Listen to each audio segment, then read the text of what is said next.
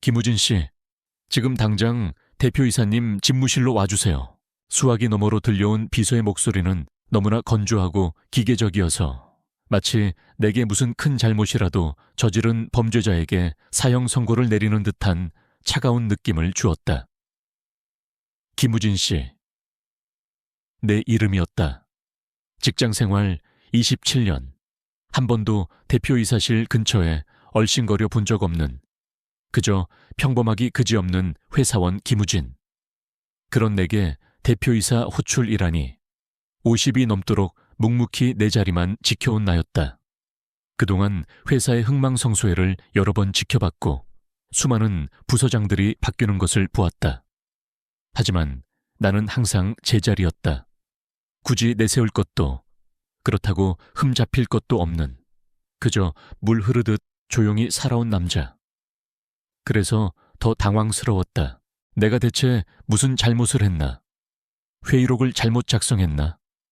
아니면 팀장의 결재를 받지 않고 서류를 먼저 보낸 것이 문제였을까? 아니, 그럴 리 없다. 나는 항상 규칙을 준수하는 사람이었다. 아니, 정확히 말하면 규칙을 어길 용기조차 없는 사람이었다.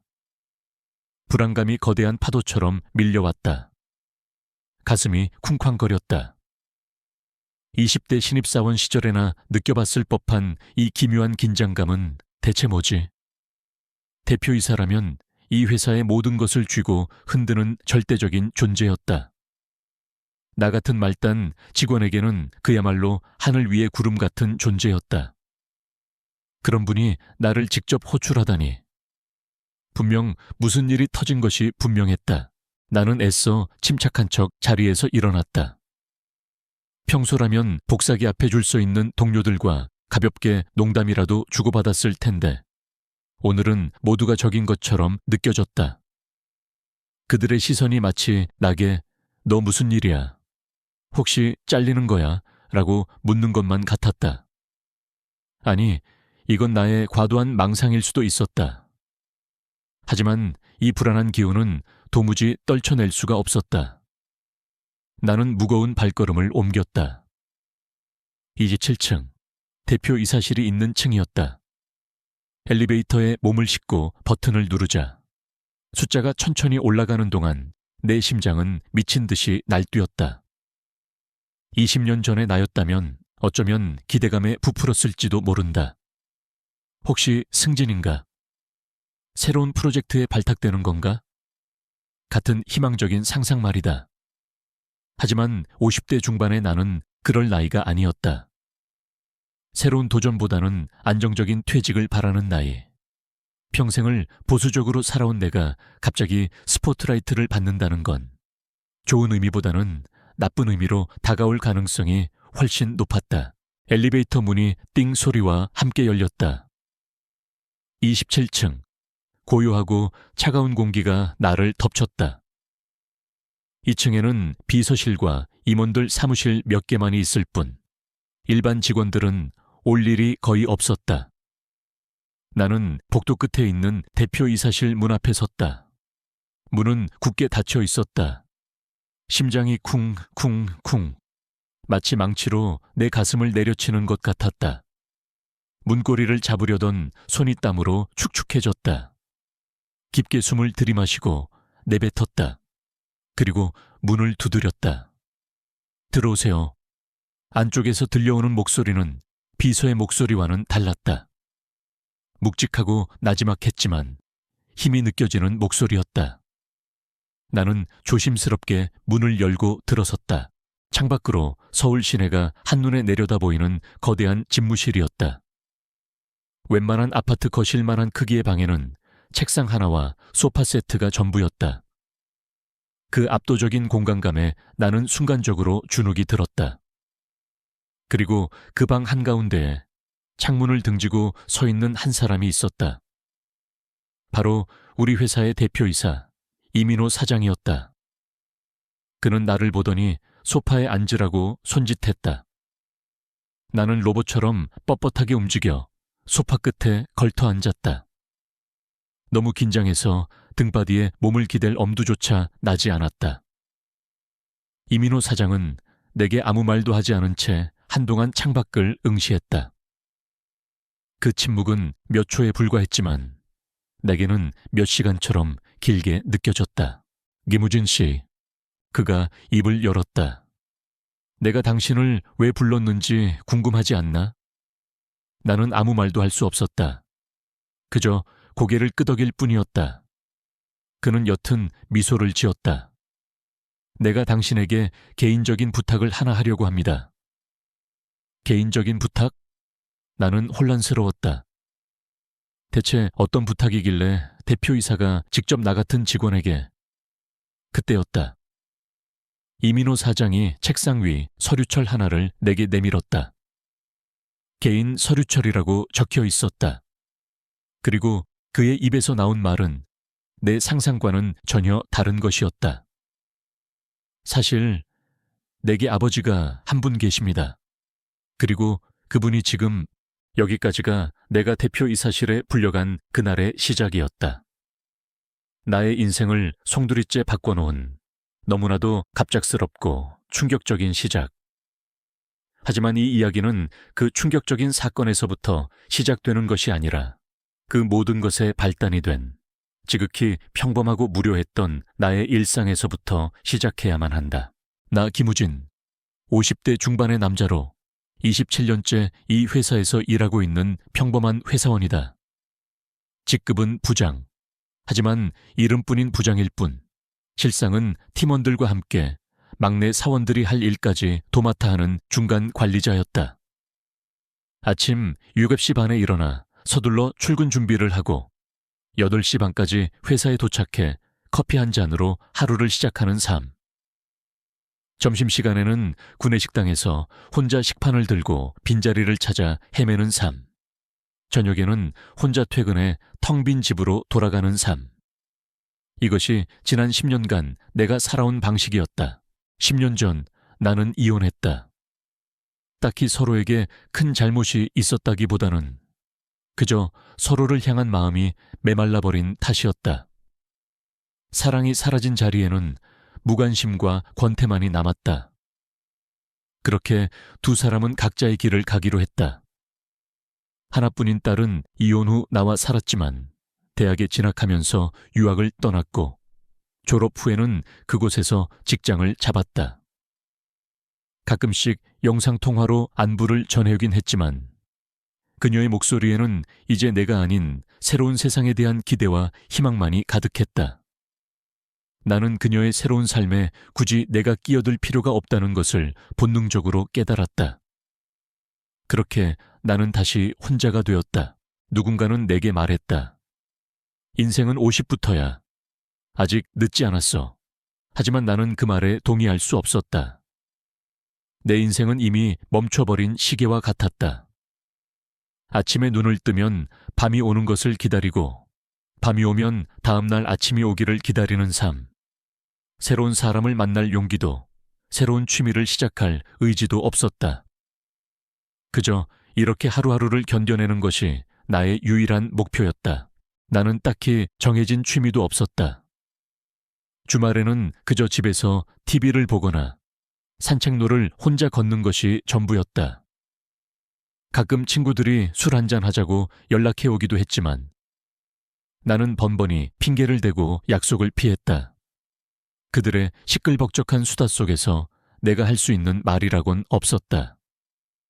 그들은 가족 이야기, 자식 이야기, 노후 이야기로 웃고 떠들었지만 나는 그 어떤 것도 나눌 수 없는 외톨이였다.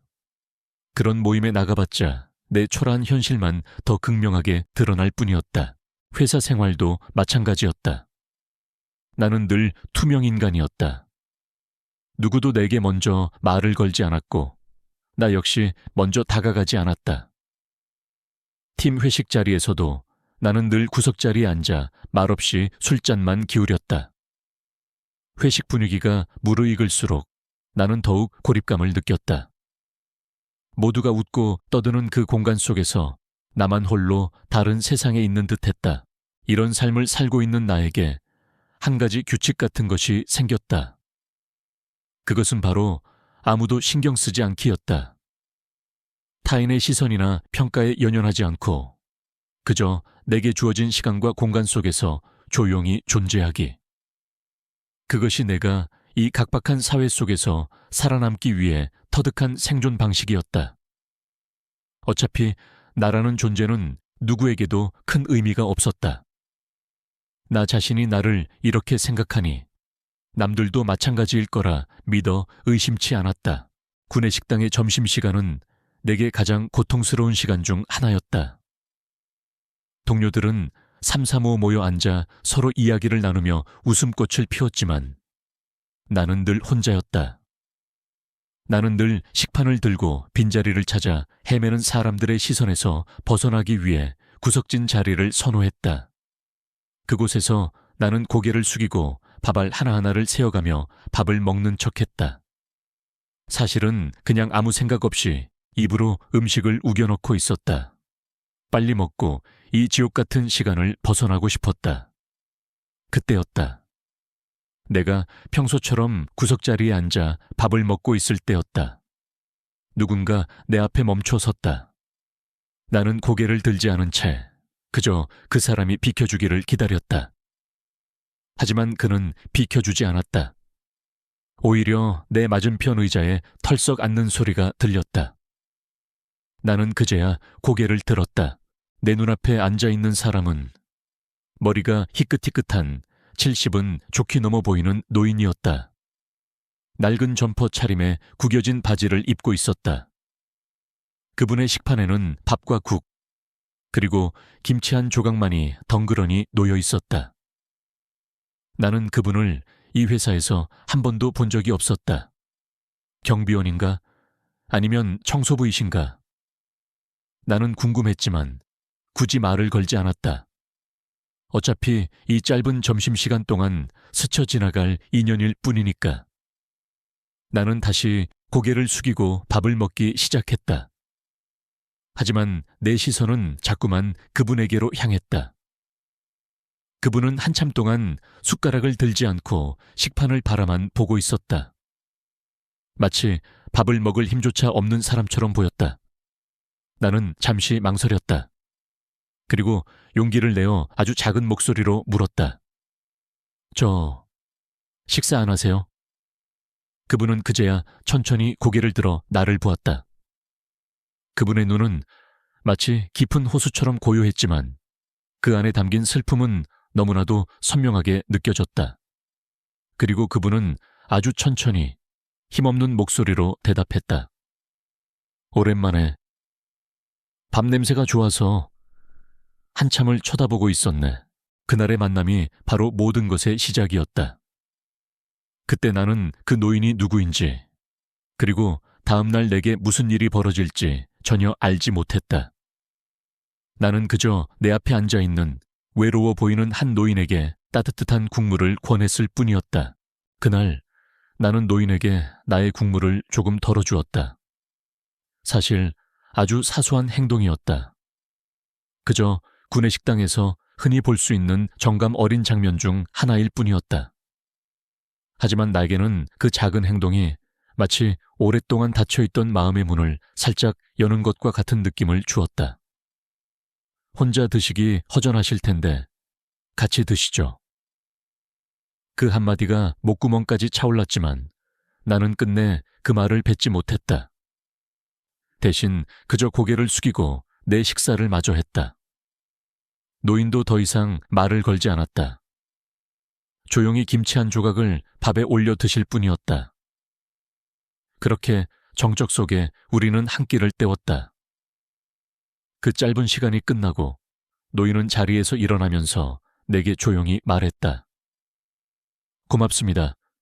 덕분에 오랜만에 따뜻한 밥을 먹은 것 같네요. 그의 목소리에는 왠지 모를 깊은 쓸쓸함이 배어 있었다. 나는 그저 고개를 끄덕일 뿐이었다. 그의 뒷모습을 보며 나는 알 수 없는 감정에 휩싸였다. 왠지 모르게 마음이 아팠다. 그 이후로도 나의 일상은 변함없이 흘러갔다. 아침 7시 반에 알람 소리에 맞춰 눈을 뜨고 출근길의 만원 지하철에 몸을 싣는다. 8시 반에 사무실에 도착해 컴퓨터를 켜고 매일 똑같은 업무를 시작한다. 엑셀 시트에 숫자를 들여다보고 파워포인트 슬라이드를 정리하고 팀원들의 보고서에 피드백을 다는 일의 반복. 특별할 것 없는, 평화롭다 못해 지루하기까지 한 나날들이었다. 이런 나의 삶에 언제부터인가 책이라는 것이 들어왔다. 사실 독서를 즐겨하는 편은 아니었다. 하지만 퇴근 후 텅 빈 집에서 혼자 시간을 보내는 것이 너무 괴로웠다. TV를 켜도 아무런 흥미를 느끼지 못했고 휴대폰 게임은 금세 질렸다. 그러다 우연히 서점에서 눈에 띈 소설 한 권을 집어들게 되었다. 그 소설은 고독한 삶을 살아가는 한 남자의 이야기였다. 마치 내 이야기인 것만 같았다. 주인공의 감정선에 공감하며 책장을 넘기다 보니 어느새 나도 모르게 몰입하게 되었다. 그렇게 한 권, 2권 읽다 보니 책 읽는 것이 나의 유일한 취미이자 낙이 되었다. 책 속에는 내가 경험해보지 못한 수많은 인생들이 담겨 있었다. 누군가는 열렬한 사랑을 했고, 누군가는 끔찍한 배신을 당했으며, 또 다른 누군가는 새로운 꿈을 찾아 떠났다. 그들의 삶을 간접적으로나마 경험하며 나는 내가 얼마나 좁은 세상 속에서 살고 있었는지 깨달았다. 하지만 그 깨달음은 내게 새로운 도전을 향한 동기부여가 되기보다는 오히려 나 자신에 대한 연민으로 이어졌다. 나는 왜 저들처럼 살지 못했을까? 나는 왜 이렇게 외톨이로 남겨졌을까? 하는 자조적인 질문들이 꼬리에 꼬리를 물고 이어졌다. 나의 고독은 퇴근 후 집에 있을 때 가장 선명하게 느껴졌다. 텅 빈 집, 침묵, 잊고 지냈던 과거의 잔상이 떠오를 때면 나는 숨막히는 고통을 느꼈다. 15년 전에 나는 어땠을까? 퇴근 후 현관문을 열면 여보, 왔어요. 하고 반겨주는 아내와 아빠 하며 달려와 품에 안기는 어린 딸이 있었다. 집안 곳곳에서 웃음소리가 끊이지 않았고 저녁 식탁에는 따뜻한 온기가 가득했다. 사소한 말다툼도 있었고 서로에게 서운함을 느낄 때도 있었지만 우리는 늘 함께였다. 그랬던 우리가 언제부터 이렇게 되었을까? 결혼 생활은 권태라는 이름의 거대한 암초에 부딪혔다. 우리는 서로에게 너무 익숙해져 버린 나머지 더 이상 대화의 필요성을 느끼지 못했다. 아내는 자신의 삶에 대한 불만으로 가득 차 있었다. 당신은 늘 똑같아. 아무런 변화도 없고 재미도 없고 내가 당신의 벽장 속 그림자처럼 느껴져. 아내는 그렇게 말했다. 나는 그녀의 말에 어떤 반박도 할 수 없었다. 나는 정말 벽장 속 그림자처럼 살고 있었으니까. 나의 삶은 매뉴얼에 따라 움직이는 기계와도 같았다. 아침에 일어나 출근하고 일하고 퇴근하고 그 외에 어떤 것도 하지 않았다. 아내가 원하는 것은 나의 변화였지만 나는 그녀의 기대를 충족시켜 줄 수 없었다. 아니, 정확히는 변화할 용기가 없었다. 결국 아내는 다른 사람을 만났다. 나는 그 사실을 알게 되었을 때 분노보다는 허탈함을 느꼈다. 올 것이 왔구나 하는 생각이었다. 아내는 내게 말했다. 미안해. 하지만 당신과의 삶에서는 더 이상 아무것도 기대할 수가 없어. 나는 나만의 행복을 찾고 싶어. 그녀의 말에는 진심이 담겨 있었다. 나는 그녀를 붙잡을 자격이 없다고 생각했다. 결국 우리는 이혼 서류에 도장을 찍었다. 법정 앞에서 아내는 내게 마지막으로 물었다. 정말 괜찮겠어요? 나는 괜찮다고 말했다. 괜찮지 않았지만 그렇게 말해야만 했다. 내 자존심이 그것을 허락하지 않았다. 딸은 내가 키우기로 했다. 나는 딸에게 아빠의 빈자리를 느끼게 하고 싶지 않았다. 그래서 더 열심히 살았다. 하지만 딸이 사춘기를 겪으면서 우리 사이는 멀어지기 시작했다. 딸은 퉁명스럽게 대했고 나는 그런 딸에게 어떻게 다가가야 할지 몰랐다. 우리는 한 집에 살고 있었지만 서로 다른 세상에 사는 사람들처럼 대화가 단절되었다. 그러다 딸이 유학을 떠났다. 나는 그녀의 선택을 존중한다고 말했다. 사실은 그녀를 붙잡고 싶었다. 아빠 옆에 있어주면 안 될까 하고. 하지만 나는 또다시 말하지 못했다. 나의 서툰 표현들이 그녀를 더 힘들게 할까봐 두려웠다. 그렇게 나는 완전히 혼자가 되었다. 아무도 없는 집에서 밥을 먹고 잠을 자고 출근을 했다. 휴일에는 거실 소파에 앉아 멍하니 창밖을 바라보곤 했다. 밖은 늘 시끌벅적했다. 아이들의 웃음소리, 연인들의 다정한 속삭임, 가족들의 행복한 대화 소리가 바람을 타고 내 귀로 들어왔다.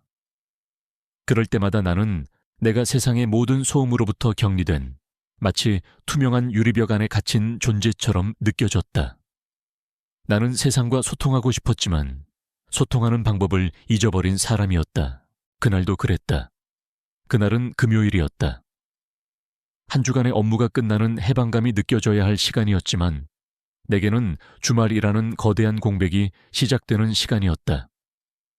나는 점심시간이 되자마자 서둘러 구내식당으로 향했다. 최대한 빨리 밥을 먹고 사무실로 돌아와 남은 업무를 처리하고 싶었다. 그래야만 퇴근 후의 공백을 조금이라도 줄일 수 있을 것 같았다. 나는 평소처럼 식판을 들고 구석진 자리를 찾아다녔다. 그날따라 구내식당이 유독 붐볐다. 겨우 빈자리를 찾아 앉았는데 문득 내 맞은편 의자가 텅 비어 있는 것이 보였다. 나는 그곳에 아무도 앉지 않기를 바랐다. 하지만 그때 누군가 내 맞은편 의자에 털썩 앉는 소리가 들렸다. 나는 고개를 들지 않은 채 그저 신경 쓰지 않으려 애썼다. 그러나 곧 내 귀에 익숙한 목소리가 들려왔다. 여기 앉아도 되겠습니까? 나는 고개를 들었다. 그곳에는 지난번 그 노인이 앉아 있었다. 낡은 점퍼와 구겨진 바지. 초라해 보였지만 그의 눈빛은 여전히 깊고 고요했다. 노인은 내게 옅은 미소를 지어 보였다. 지난번에 만났던 그 친구 맞죠? 우연히 다시 만나게 되니 반갑네요. 그는 나를 친구라고 불렀다. 나는 당황했다. 나이 차이도 많이 나는 데다 고작 한번 스쳐 지나간 인연이었는데 나는 그저 옅은 미소로 화답할 수밖에 없었다. 노인은 내게 아무것도 묻지 않고 조용히 식사를 시작했다. 그날도 그의 식판에는 밥과 국, 그리고 김치 한 조각이 전부였다. 나는 지난번처럼 그의 국물에 눈길이 갔다. 왠지 모르게 마음이 아팠다. 그때 노인이 숟가락을 들고 나를 향해 말했다. 나는 외동아들이 하나 있습니다. 나는 뜬금없는 그의 이야기에 잠시 멈칫했다. 아들이 이 회사에 다니고 있어요. 그래서 가끔씩 이렇게 점심을 먹으러 오곤 하지요. 노인의 목소리에는 자부심과 함께 왠지 모를 씁쓸함이 섞여 있었다. 하지만 그 아이는 제가 여기 오는 걸 좋아하지 않더군요. 아마도 저와 함께 밥을 먹는 걸 부끄러워하는 모양입니다. 노인은 그렇게 말하며 옅은 미소를 지었지만 그의 눈빛에는 깊은 슬픔이 서려 있었다. 나는 순간적으로 내 가슴 한구석이 욱신거리는 것을 느꼈다. 왠지 모르게 그 노인의 이야기가 나의 이야기처럼 느껴졌다. 어쩌면 나는 노인과 아들의 관계를 보며 과거의 나와 딸의 관계를 떠올렸는지도 모른다. 그날 우리는 더 이상 아무 말도 하지 않았다. 그저 조용히 밥을 먹을 뿐이었다. 하지만 그날의 점심은 지난번과는 달랐다. 나는 처음으로 내 맞은편에 앉아있는 사람의 존재를 온전히 느꼈다.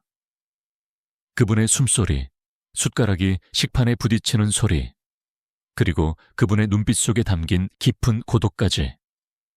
나는 그 노인에게서 나 자신을 보았다. 외롭고 쓸쓸하고 세상으로부터 버려진 듯한 한 남자의 모습을. 그날의 점심 식사를 마치고 노인은 내게 말했다. 다음에 또 봅시다, 젊은 친구. 그리고 그는 나를 향해 옅은 미소를 지어 보인 후 구내식당 문을 나섰다. 그날 나는 깨달았다. 나는 혼자가 아니었다. 세상에는 나처럼 외로움이라는 거대한 벽에 갇혀 홀로 고통받고 있는 사람들이 있었다. 그리고 그 노인은 바로 그런 사람 중 한 명이었다. 그날 이후로 나는 구내식당에서 그 노인을 기다렸다. 나도 모르게 생긴 습관이었다. 식판을 들고 줄을 서면서도, 빈자리를 찾아 헤매면서도 나는 항상 노인이 앉았던 그 자리를 힐끗거렸다. 그는 더 이상 나타나지 않았다. 하루, 이틀, 일주일. 그렇게 시간이 흘렀지만 나는 그의 모습을 다시 볼 수 없었다. 왠지 모르게 허전했다. 낯선 사람에게서 받은 알 수 없는 위로, 그리고 그 위로가 사라졌을 때의 허탈함. 나는 그 감정을 어떻게 정의해야 할지 몰랐다. 노인이 말했던 아들. 그가 혹시 회사 직원이라면 언젠가 구내식당에서 마주칠 수도 있지 않을까 하는 막연한 기대를 품기도 했다. 나는 점심시간마다 동료들의 얼굴을 유심히 살폈다. 팀장들, 부장들, 심지어 신입사원들의 얼굴까지. 혹시 그들과 노인이 닮은 점이라도 있지 않을까 하고. 하지만 모두 헛수고였다. 이 회사에는 2,000명이 넘는 직원들이 있었고 그들 중 누구도 노인의 아들처럼 보이지 않았다. 나는 그저 헛된 기대를 하고 있는 것뿐이었다. 나의 일상은 다시 이전의 무료하고 고독한 모습으로 돌아갔다. 책을 읽고 혼자 밥을 먹고 텅 빈 집으로 돌아가는 삶.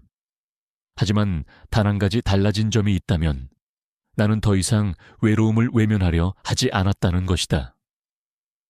예전에는 외로움이라는 감정이 찾아오면 그것을 억지로 덮어두려고 애썼다. TV 소리를 크게 틀거나 억지로 잠을 자려고 했다. 하지만 이제는 외로움이 찾아오면 그 감정을 온전히 느꼈다. 그리고 그 외로움의 끝에는 항상 그 노인의 얼굴이 떠올랐다. 외로움이 내게만 찾아오는 감정이 아니라는 것을 깨닫게 해준 사람. 그래서 나는 더 이상 나의 외로움이 부끄럽지 않았다. 그러던 어느 날, 나는 우연히 우리 팀 막내 사원의 메신저 프로필 사진을 보게 되었다. 그 사진에는 행복하게 웃고 있는 젊은 부부의 모습이 담겨 있었다. 그리고 그들 옆에는 나이가 지긋한 노인 한 분이 서 계셨다. 나는 순간적으로 심장이 멎는 듯한 느낌을 받았다. 그 노인, 그분은 바로 구내식당에서 만났던 그 노인이었다. 나는 너무 놀라 아무 말도 할 수 없었다. 메신저 창을 닫고 다시 열었다. 사진은 여전히 그대로였다. 노인과 젊은 부부, 그리고 그 노인의 눈빛 속에는 지난번 내게 보여주었던 그 쓸쓸함이 여전히 서려 있는 듯했다. 나는 막내 사원에게 조심스럽게 말을 걸었다. 박 대리, 저기 프로필 사진에 계신 분이 혹시 아버님이세요? 박 대리는 퉁명스럽게 대답했다. 네, 저희 아버지입니다. 얼마 전에 찍은 사진이에요. 나는 다시 용기를 내어 물었다. 혹시 아버님께서 가끔 우리 회사 구내식당에 오시나요? 박 대리의 표정은 순간적으로 굳어졌다. 네, 가끔 오십니다. 하지만 제가 좋아하지 않습니다. 괜히 오셔서 민폐만 끼치고 제가 아버지와 함께 밥을 먹는 걸 다른 사람들이 알까봐 걱정돼서요. 박 대리의 목소리에는 짜증과 함께 왠지 모를 부끄러움이 섞여 있었다. 나는 그의 말에 아무런 대답도 할 수 없었다. 그저 고개를 끄덕일 뿐이었다. 노인이 내게 했던 말이 떠올랐다. 그 아이는 제가 여기 오는 걸 좋아하지 않더군요. 아마도 저와 함께 밥을 먹는 걸 부끄러워하는 모양입니다. 그분의 말이 사실이었다. 나는 그날 이후로 박 대리를 보는 시선이 달라졌다. 예전에는 그저 성실하고 착실한 막내 사원이라고 생각했다. 하지만 이제는 그에게서 노인의 쓸쓸한 눈빛이 겹쳐 보였다. 박 대리는 회식 자리에서 늘 밝게 웃고 떠들었다. 하지만 나는 그의 웃음 뒤에 숨겨진 그늘을 보았다. 어쩌면 그도 나처럼 외로움과 고독을 애써 감추고 있는 것은 아닐까 하는 생각이 들었다. 그의 아버지는 그저 아들과 함께 밥 한 끼 먹고 싶었을 뿐인데 아들은 그것마저도 허락하지 못했다. 나는 박 대리의 행동이 이해되지 않으면서도 한편으로는 이해가 되기도 했다. 나 역시 예전에 딸에게 그랬으니까. 나의 고집과 자존심 때문에 딸을 더 힘들게 했으니까 그날 퇴근 후 나는 평소와 다르게 집으로 곧장 가지 않았다. 나는 회사를 나와 목적지 없이 걷기 시작했다. 거리를 걷는 내내 노인의 얼굴과 박 대리의 표정이 교차되어 떠올랐다. 박 대리가 아버지를 부끄러워했던 이유는 무엇일까? 낡은 점퍼 때문일까? 아니면 초라한 모습 때문일까? 나는 한참을 고민했다. 그리고 나는 하나의 결론에 도달했다. 그것은 바로 사랑이었다. 아버지를 사랑하지 않아서가 아니라 오히려 너무 사랑해서 부끄러움을 느꼈던 것이다. 자신의 초라한 아버지의 모습이 다른 사람들에게 어떻게 보일까를 걱정하는 그릇된 사랑. 하지만 나는 그 사랑의 본질을 보았다. 그것은 바로 애정이었다. 박 대리는 아버지를 미워하는 것이 아니었다. 단지 표현이 서툴렀을 뿐이었다. 나는 나의 과거를 떠올렸다. 딸에게 나는 어땠을까? 나는 딸에게 나의 사랑을 어떻게 표현했을까? 나는 딸에게 늘 무뚝뚝하고 무심한 아빠였다. 딸이 원하는 것은 나의 따뜻한 말 한마디였을 텐데 나는 항상 말 대신 돈을 주었다. 용돈을 더 많이 주거나 비싼 옷을 사주는 것으로 나의 사랑을 표현했다. 하지만 그것은 딸에게 사랑이 아니라 짐으로 다가왔을지도 모른다는 생각이 들었다. 딸은 내가 필요했던 것이 아니라 나의 따뜻한 마음이 필요했던 것인데 나는 그날 밤 처음으로 딸에게 전화를 걸었다. 미국에 있는 딸에게 전화하는 것은 거의 1년 만이었다. 수화기 너머로 들려오는 딸의 목소리는 낯설고 멀게 느껴졌다. 아빠, 무슨 일 있어요? 딸은 걱정스러운 목소리로 물었다. 나는 무슨 말을 해야 할지 몰랐다. 아니, 그냥 목소리가 듣고 싶어서. 나는 그렇게 말하고 싶었지만 차마 입 밖으로 꺼내지 못했다. 대신 나는 아주 평범한 말을 건넸다. 그냥 잘 지내고 있는지 궁금해서. 밥은 잘 챙겨 먹고 있지. 딸은 잠시 침묵하더니 여튼 한숨을 내쉬었다. 네, 아빠. 잘 지내요. 걱정하지 마세요. 딸의 목소리에는 왠지 모를 딱딱함이 느껴졌다. 나는 더 이상 할 말이 없었다. 그래, 끊자. 나는 그렇게 말하고 전화를 끊었다. 나는 다시 혼자가 되었다. 하지만 이번에는 혼자가 된 것이 아니었다. 나는 외로움이라는 감정 속에서 딸에 대한 그리움과 사랑을 다시 한번 느꼈다. 다음 날 아침 나는 평소보다 일찍 출근했다. 사무실에 도착해서 컴퓨터를 켜는데 메신저 알림이 울렸다. 발신자는 박 대리였다. 부장님, 어제는 죄송합니다. 제가 아버지에 대해 너무 경솔하게 말씀드렸습니다. 나는 박 대리의 메시지를 보고 놀랐다. 그는 왜 갑자기 이런 메시지를 보낸 것일까? 나는 그에게 답장하지 않았다. 그저 그의 메시지를 읽고 다시 내 업무에 집중했다. 하지만 나의 머릿속에는 온통 박 대리와 노인의 생각뿐이었다. 나는 그들에게 무엇을 해줄 수 있을까? 나는 나의 과거를 되돌릴 수 없었지만 그들은 아직 기회가 있었다. 나는 그들의 관계를 회복시켜주고 싶었다. 아니, 정확히는 나 자신이 과거에 하지 못했던 일을 그들을 통해 이루고 싶었는지도 모른다. 그날 점심시간 나는 박대리에게 조용히 말했다. 박대리, 오늘 점심 나랑 같이 구내식당에서 먹을 수 있나? 박대리는 당황한 표정을 지었다. 네? 아, 네 부장님. 괜찮습니다. 나는 그의 어깨를 두드려 주었다. 그리고 우리는 함께 구내식당으로 향했다. 나는 박대리에게 말했다. 혹시 오늘 아버님께서 오시면 같이 밥 먹자고 해. 나도 같이 먹고 싶다고 말씀드리고. 박대리의 표정은 굳어졌지만 그는 아무런 대답도 하지 않았다.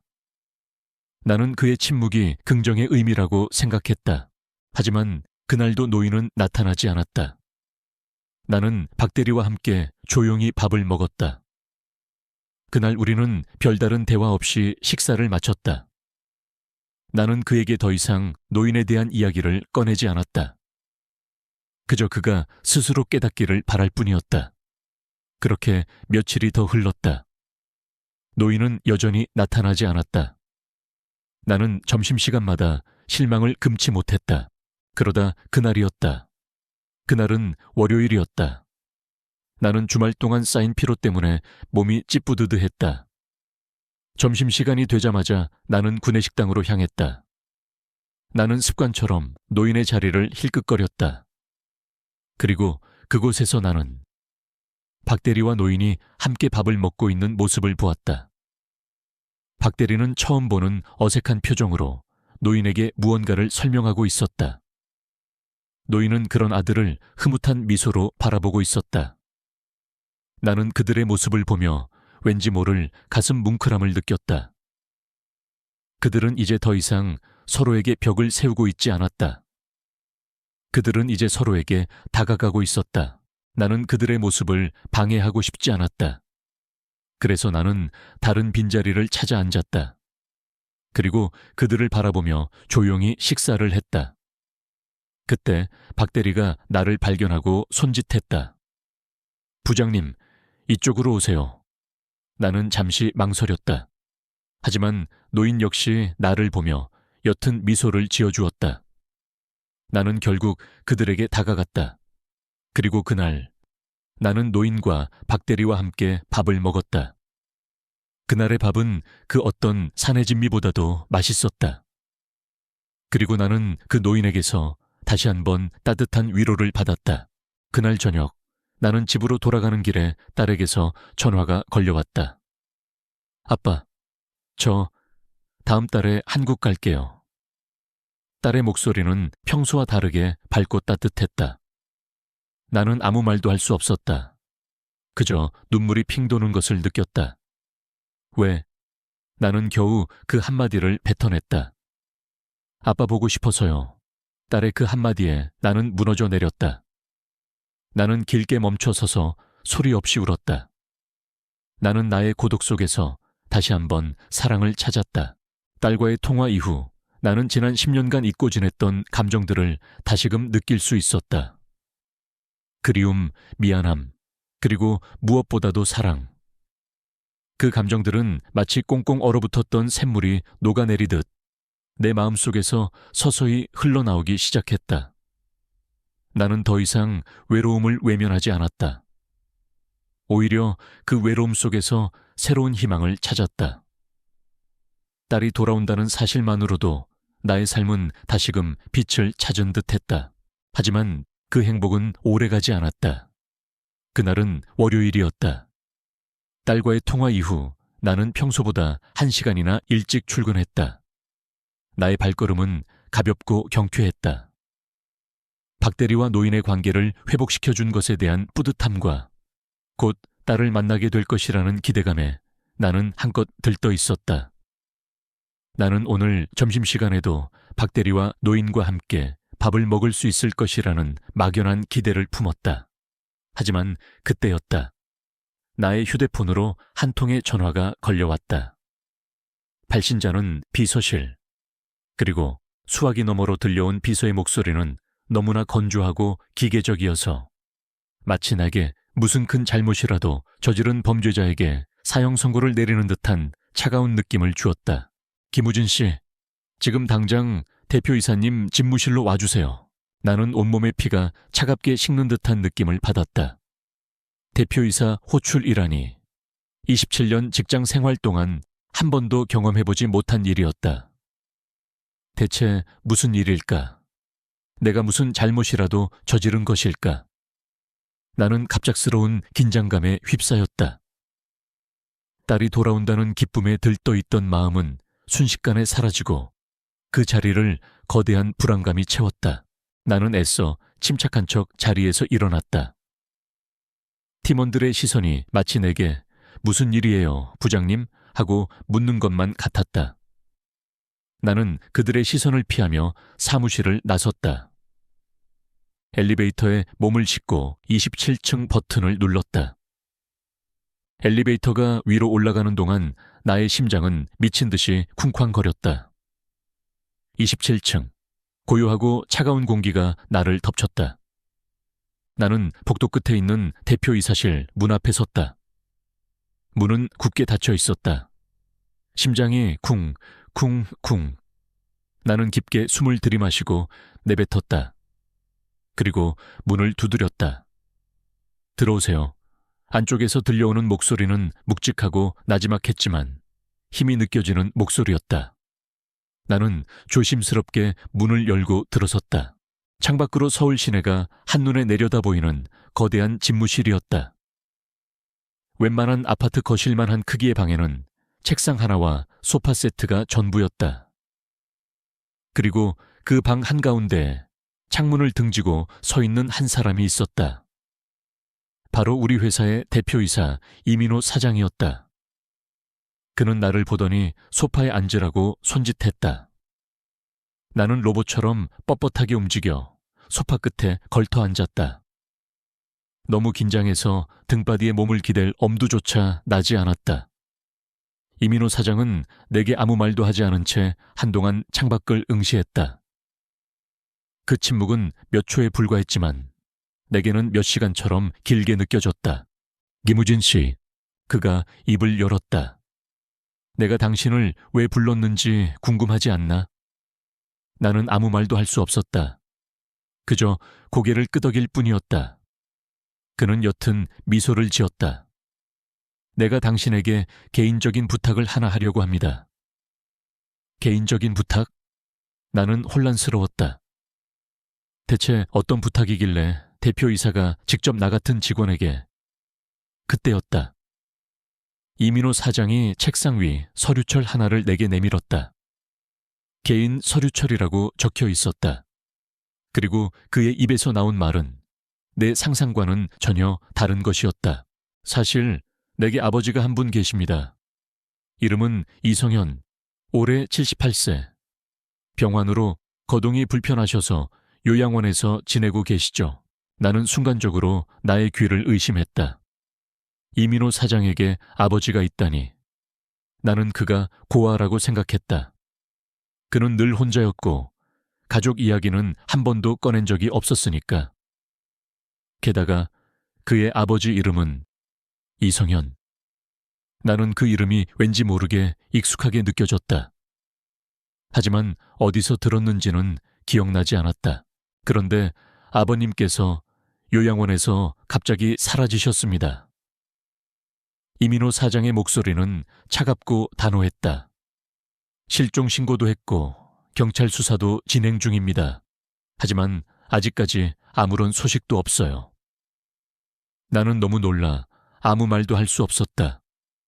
이 회사 대표이사의 아버지가 실종이라니. 상상조차 해본 적 없는 일이었다. 하지만 나는 아버지가 어디에 계신지 알고 있습니다. 이민호 사장의 말에 나는 다시 한번 놀랐다. 그분은 우리 회사에 계십니다. 정확히 말하면 우리 회사 구내식당에서 매일 점심을 드시고 계십니다. 나는 그 말을 듣고 머릿속이 하얘지는 것을 느꼈다. 우리 회사 구내식당? 매일 점심을 드시는 노인? 나는 순간적으로 박 대리의 아버지, 아니 그 노인의 얼굴을 떠올렸다. 설마? 아니, 그럴 리 없다.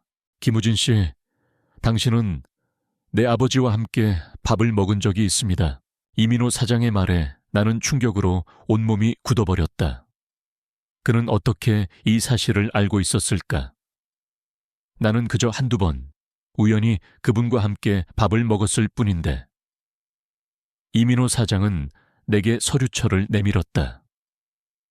개인 서류철이라고 적힌 서류철 안에는 놀랍게도 나와 노인이 구내식당에서 함께 밥을 먹고 있는 모습이 담긴 사진이 들어있었다. 사진은 몰래 찍은 것 같았다. 나는 그 사진을 보고 온몸에 소름이 돋았다. 나는 내 아버지에게 관심이 없습니다. 이민호 사장의 목소리는 차갑고 단호했다. 그분은 내게 짐일 뿐입니다. 하지만 나는 그분을 찾아야만 합니다. 우리 회사 구내식당에서 그분을 찾아 다시 요양원으로 돌려보내야 합니다. 나는 그의 말에 동의할 수 없었다. 노인은 짐이 아니었다. 그는 단지 아들의 사랑을 받고 싶었던 것뿐이었다. 그리고 그 아들이 바로 이민호 사장이었다니. 이민호 사장은 내게 말했다. 김우진 씨, 내가 당신에게 부탁할 것은 딱 한 가지입니다. 내 아버지를 찾아서 요양원으로 돌려보내는 것, 그리고 이 일이 외부에 알려지지 않도록 하는 것.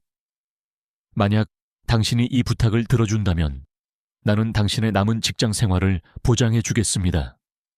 원한다면 원하는 만큼의 퇴직금도 지급하겠습니다. 나는 그의 말에 분노를 느꼈다.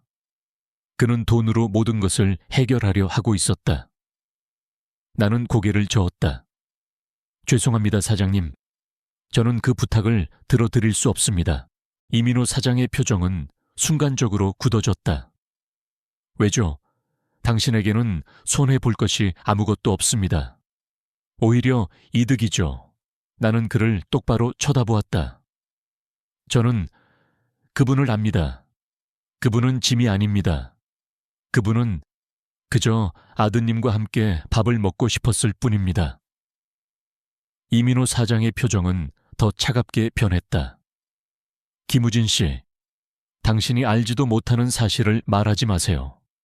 우리 가족에게는 당신이 모르는 과거가 있습니다. 그의 말에 나는 더 이상 아무런 대꾸도 할 수 없었다. 나는 그저 고개를 숙이고 그의 서늘한 시선을 견뎌내야만 했다. 그때였다. 이민호 사장이 다시 입을 열었다. 내가 당신에게 왜 이 일을 맡겼는지 아십니까? 당신은 내 아버지와 함께 밥을 먹는 유일한 사람이었으니까. 내 아버지는 당신에게서 어떤 따뜻함을 느꼈을지도 모른다는 생각이 들었습니다. 그의 목소리에는 차가움 속에 숨겨진 어떤 슬픔이 느껴졌다. 나는 그의 말에 다시 한번 충격을 받았다. 그는 나를 아버지의 마음을 이해해 줄 수 있는 사람이라고 생각했던 것일까? 나는 이민호 사장에게 물었다. 왜 아드님께서는 아버님과 함께 밥을 드시지 않는 건가요? 이민호 사장은 잠시 침묵하더니 옅은 한숨을 내쉬었다. 나는 내 아버지를 증오합니다. 그는 내게 지옥을 선물했으니까요. 그의 눈빛은 흔들리고 있었다. 그 안에 담긴 깊은 분노와 슬픔을 나는 느낄 수 있었다. 그날 나는 이민호 사장에게서 그의 가족 이야기를 들었다. 그의 아버지는 젊은 시절에 바람을 피웠고 그로 인해 그의 어머니는 평생을 불행하게 살다 돌아가셨다고 했다. 이민호 사장은 아버지의 외도 때문에 불행했던 어린 시절을 보냈고 그 이후로 아버지를 증오하게 되었다고 했다. 그는 아버지의 얼굴을 보는 것조차 고통스러워했다. 그래서 그는 아버지를 요양원에 모셨고 다시는 아버지를 보지 않으려고 했다고 했다. 하지만 그의 아버지는 요양원에서 몰래 빠져나와 아들의 회사에 찾아와 아들을 기다렸던 것이다. 나는 이민호 사장의 이야기를 듣고 마음이 아팠다. 그의 분노와 슬픔이 이해가 되었다. 하지만 나는 노인에게서 느꼈던 따뜻함과 순수함을 잊을 수 없었다. 그는 아들을 부끄러워했던 아버지, 하지만 아들을 사랑했던 아버지였다. 나는 이민호 사장과 노인 사이에서 갈등했다. 한쪽에는 깊은 상처로 인해 아버지를 증오하는 아들이 있었고, 다른 한쪽에는 아들의 사랑을 갈망하는 아버지가 있었다. 나는 누구의 편에 서야 할까?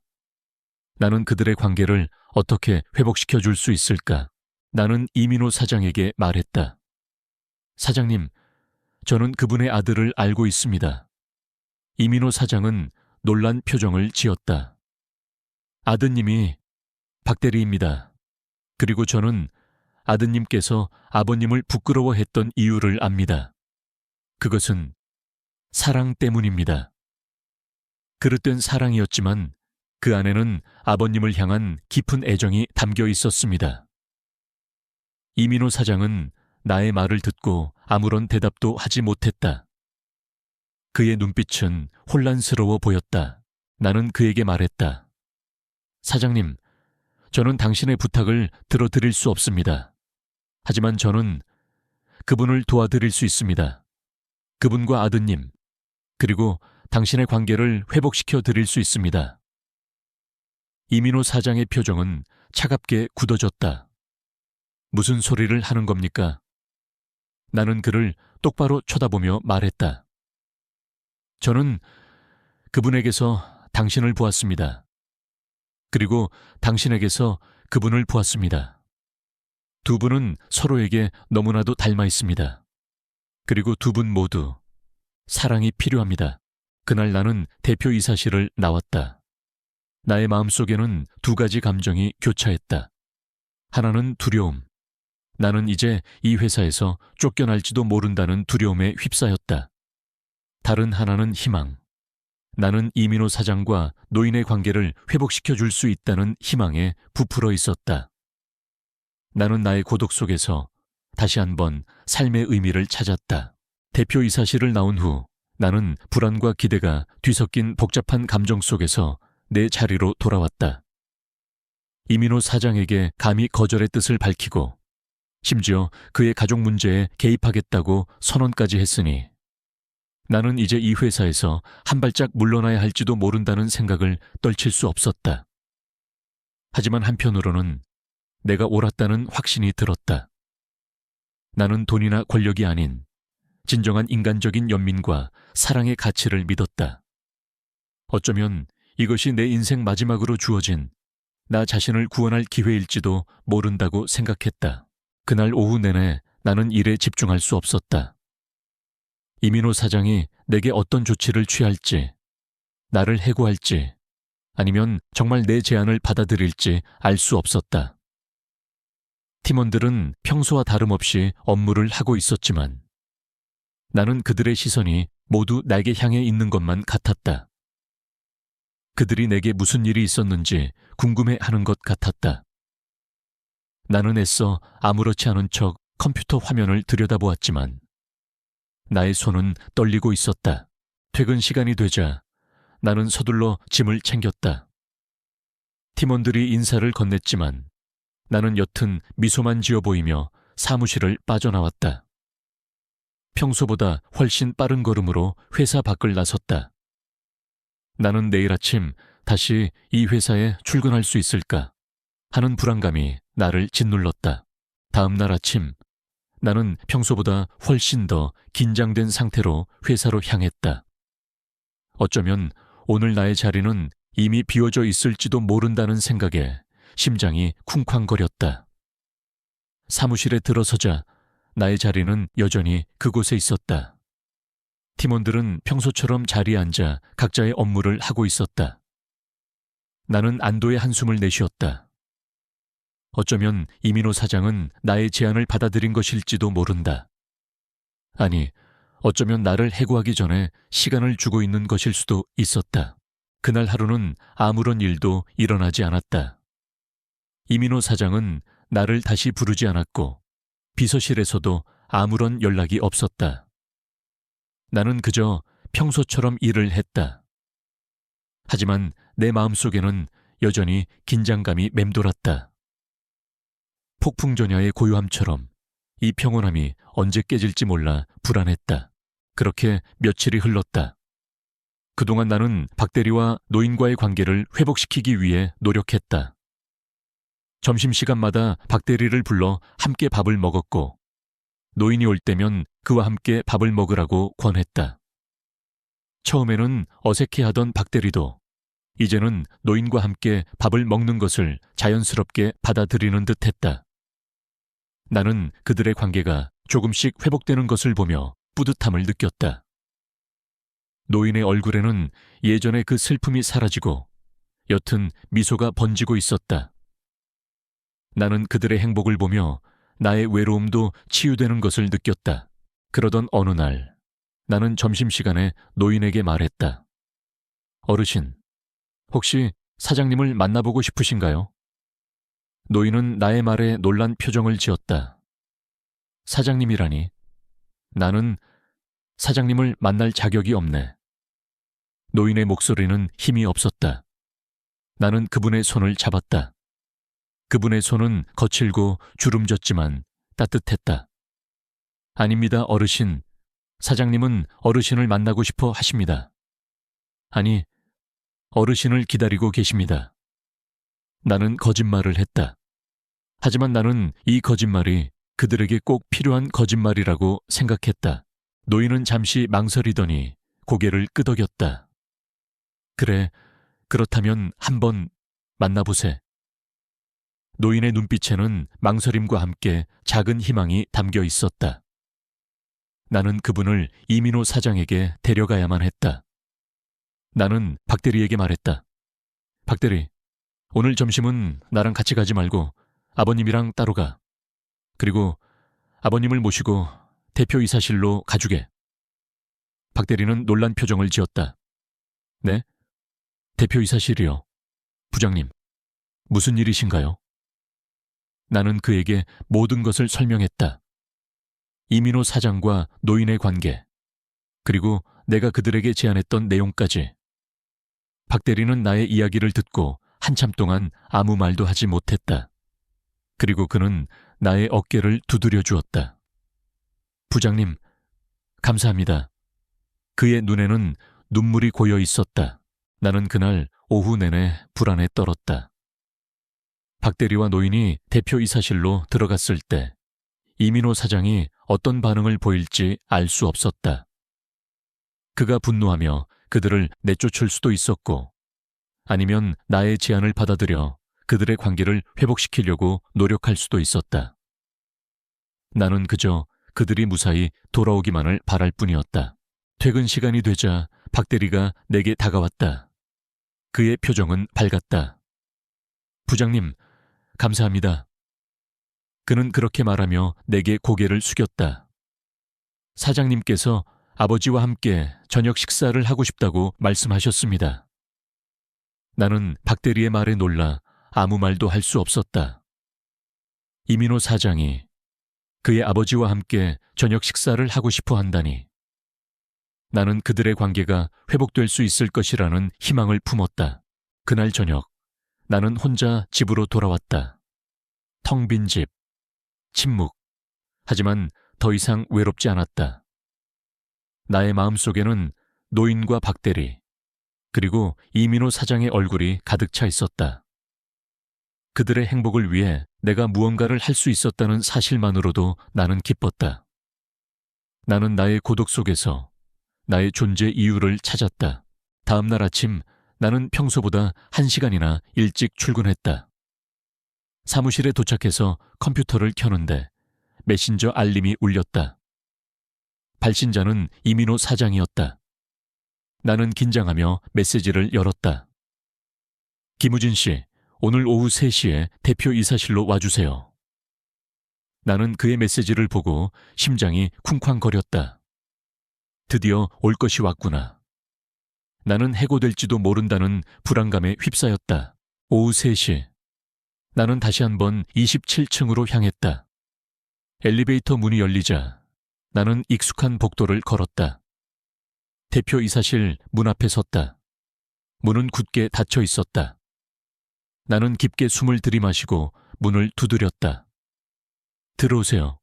안쪽에서 들려오는 목소리는 예전과는 다르게 훨씬 부드럽고 따뜻하게 느껴졌다. 나는 조심스럽게 문을 열고 들어섰다.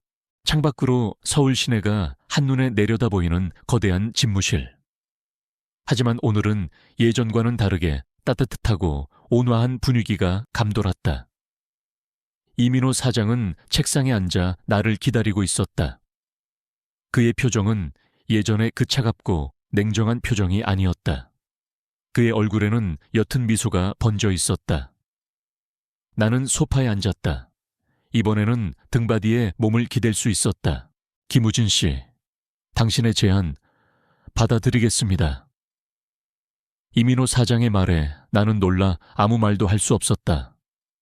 나는 당신 덕분에 아버지와 다시 대화를 할 수 있었습니다.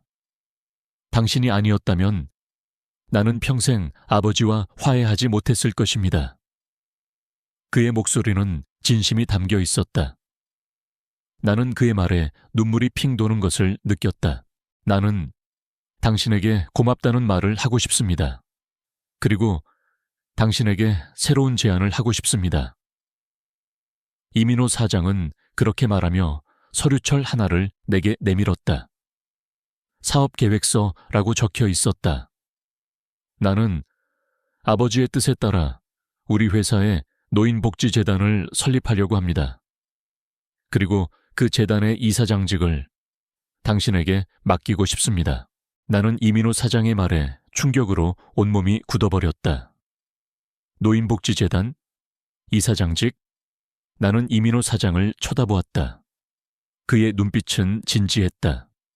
그는 나의 능력을 보고 이 자리를 제안한 것이 아니었다. 그는 나의 마음을 보고 이 자리를 제안한 것이었다. 나는 당신이 우리 아버지에게 보여주었던 그 따뜻함과 순수함을 믿습니다. 그리고 나는 당신이 이 재단을 성공적으로 이끌어갈 것이라고 믿습니다. 이민호 사장의 말에 나는 감동했다. 나는 그에게 감사하다는 말을 전했다. 하지만 나는 이 자리를 받아들일 수 없었다. 사장님, 저는 이 자리를 맡을 자격이 없습니다. 저는 그저 평범한 회사원일 뿐입니다. 나는 그렇게 말하며 고개를 숙였다. 이민호 사장은 나의 말을 듣고 옅은 미소를 지었다. 김우진 씨, 당신은 평범한 회사원이 아닙니다. 당신은 내 아버지와 나, 그리고 박대리의 인생을 구원해준 사람입니다. 당신이야말로 이 자리에 가장 적합한 사람입니다. 나는 그의 말에 다시 한번 감동했다. 나는 나의 고독 속에서 나도 모르게 누군가의 인생을 구원해주고 있었던 것이다. 나는 이민호 사장에게 말했다. 사장님, 저는 이 자리를 받아들이겠습니다. 하지만 한 가지 조건이 있습니다. 이민호 사장은 나의 말에 흥미로운 표정을 지었다. 무엇입니까? 나는 그를 똑바로 쳐다보며 말했다. 저는 이 재단을 이끌어가면서 사장님과 함께 일하고 싶습니다. 그리고 사장님의 아버님을 모시고 함께 일하고 싶습니다. 이민호 사장은 나의 말에 놀라 아무 말도 하지 못했다. 나는 그에게 말했다. 사장님, 가족은 함께 있어야만 행복할 수 있습니다. 그날 나는 대표이사실을 나왔다. 나의 발걸음은 평소보다 훨씬 더 가볍고 경쾌했다. 나는 이제 더 이상 외롭지 않았다. 나의 마음속에는 새로운 꿈과 희망이 가득 차 있었다. 나는 나의 고독 속에서 마침내 나 자신의 삶을 구원할 수 있었다. 그리고 나는 나의 남은 인생을 외로운 사람들을 위해 바치기로 결심했다. 나의 제안을 들은 이민호 사장은 한참 동안 말이 없었다. 그의 얼굴에는 당황스러움과 함께 왠지 모를 복잡한 감정들이 교차하고 있었다. 그는 나를 똑바로 쳐다보며 말했다. 김우진 씨, 당신은 대체 무슨 생각을 하고 있는 겁니까? 그의 목소리에는 차가움과 함께 깊은 회의감이 묻어 있었다. 나는 그의 물음에 망설이지 않고 대답했다. 사장님, 저는 당신이 아버지와 화해하기를 바랍니다. 그리고 당신이 당신의 아버지를 진심으로 사랑한다는 것을 당신 스스로 깨닫기를 바랍니다. 이민호 사장은 내 말에 헛웃음을 지었다. 사랑이라니요. 당신이 뭘 안다고 그런 말을 합니까? 나는 그 사람을 증오합니다. 내 어머니의 인생을 망가뜨린 사람입니다. 나는 그 사람을 아버지라고 부르고 싶지 않습니다. 그의 눈에는 다시금 분노의 불꽃이 타오르고 있었다. 나는 그에게 말했다. 사장님, 증오는 사랑의 다른 이름일 뿐입니다. 당신이 아버님께 느끼는 감정은 증오가 아니라 실망과 아픔입니다. 당신은 당신의 아버지가 당신의 어머니를 사랑해주지 못한 것에 실망했고, 그로 인해 당신의 어머니가 불행했던 것에 아파하고 있습니다. 그것은 증오가 아니라 당신의 아버지를 향한 깊은 사랑의 표현입니다. 나의 말에 이민호 사장은 아무런 반박도 하지 못했다. 그의 눈빛은 흔들리고 있었다. 나는 그에게 말했다. 사장님, 당신은 당신의 아버지와 함께 일해야만 합니다. 당신이 그분을 용서하고 그분에게 당신의 진심을 보여주어야만 합니다. 그리고 그분 역시 당신에게 진심을 보여주어야만 합니다. 이민호 사장은 잠시 침묵하더니 옅은 한숨을 내쉬었다. 김우진 씨, 나는 당신의 제안을 받아들이겠습니다. 하지만 한 가지 조건이 있습니다. 당신은 내 아버지에게서 모든 것을 배워야만 합니다. 그의 삶의 방식, 그의 가치관, 그리고 그의 모든 것을. 나는 그의 말에 놀라 아무 말도 할 수 없었다. 그가 내게 이런 제안을 할 줄은 상상조차 하지 못했다. 이민호 사장은 내게 말했다. 김우진 씨, 내 아버지는 내가 증오하는 사람이기도 하지만 내가 가장 존경하는 사람이기도 합니다. 그는 이 회사를 맨손으로 일궈낸 위대한 사람입니다. 나는 그에게서 사업가로서의 자질을 배웠지만 인간으로서의 자질은 배우지 못했습니다. 그래서 나는 당신에게 부탁하고 싶습니다. 당신은 내 아버지에게서 인간으로서의 자질을 배워주십시오. 그리고 내게도 가르쳐 주십시오. 나는 그의 말에 감동했다.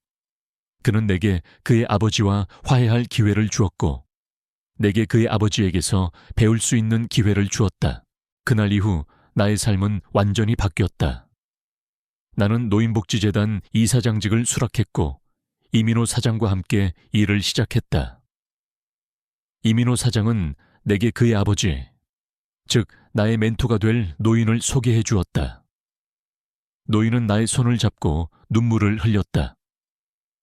자네 덕분에 내가 다시 아들과 함께 일할 수 있게 되었네. 정말 고맙네, 김우진 부장. 나는 그분의 말에 울컥했다. 그분은 내게 부장이라는 직책을 버리지 않고 여전히 나를 존중해 주었다. 나는 그분에게서 진정한 인격을 보았다. 우리는 노인복지재단 설립을 위해 함께 일하기 시작했다. 노인은 나에게 사업에 대한 조언을 아끼지 않았고 나는 그분에게서 많은 것을 배웠다. 하지만 나는 그분에게서 사업적인 조언뿐만 아니라 인생에 대한 조언도 들을 수 있었다.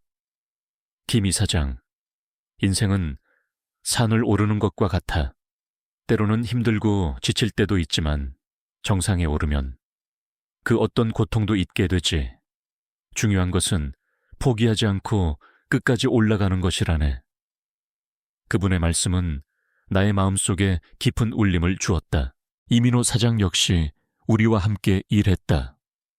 그는 처음에는 아버지와 함께 일하는 것을 어색해했지만 점차 아버지와 대화를 나누고 아버지의 의견을 존중하는 법을 배웠다. 그는 아버지에게서 잊고 지냈던 따뜻함을 느낄 수 있었고 나는 그들의 관계가 조금씩 회복되는 것을 보며 뿌듯함을 느꼈다. 나는 나의 과거를 떠올렸다. 나는 딸에게 무뚝뚝하고 무심한 아빠였다. 딸이 원하는 것은 나의 따뜻한 말 한마디였을 텐데 나는 항상 말 대신 돈을 주었다. 나는 노인의 조언을 들으며 딸에게 내가 잘못했다는 것을 깨달았다. 나는 딸에게 전화를 걸어 진심으로 사과했다. 딸아, 아빠가 미안하다. 아빠가 너에게 너무 무심했구나. 딸은 나의 말에 눈물을 흘렸다. 아빠, 아니에요. 저는 아빠의 마음을 다 알아요. 아빠가 저를 사랑한다는 것을. 딸의 그 한마디에 나는 무너져 내렸다. 나는 노인에게 말했다. 어르신, 저도 어르신 덕분에 딸과 화해했습니다. 정말 감사합니다. 노인은 나의 손을 잡고 웃었다. 김 이사장, 내가 자네에게 고맙네. 자네가 아니었다면 나는 평생 아들과 화해하지 못했을 걸세. 나는 노인의 말에 눈물을 흘렸다. 우리는 서로에게 위로와 힘이 되어 주었다. 노인복지재단 설립은 순조롭게 진행되었다. 우리는 노인들을 위한 요양원, 노인들을 위한 문화센터, 노인들을 위한 일자리 창출 프로그램을 만들었다. 우리는 노인들의 삶의 질을 향상시키기 위해 노력했고 그들의 삶에 새로운 희망을 불어넣어 주었다. 나는 그들과 함께 일하면서 나의 삶의 의미를 찾았다. 나는 더 이상 외롭지 않았다. 나의 마음속에는 새로운 꿈과 희망이 가득 차 있었다. 어느 날 우리는 노인들과 함께 야유회를 갔다. 우리는 함께 게임을 하고 함께 노래를 불렀다. 노인들은 마치 어린아이들처럼 해맑게 웃었다. 나는 그들의 웃음을 보며 행복했다. 그때 노인이 나에게 다가와 말했다. 김 이사장, 자네는 정말 좋은 사람이야. 자네 덕분에 내가 다시 살아가는 즐거움을 찾았네. 나는 그분의 말에 눈물을 흘렸다. 그분은 내게 따뜻한 위로와 힘을 주었다.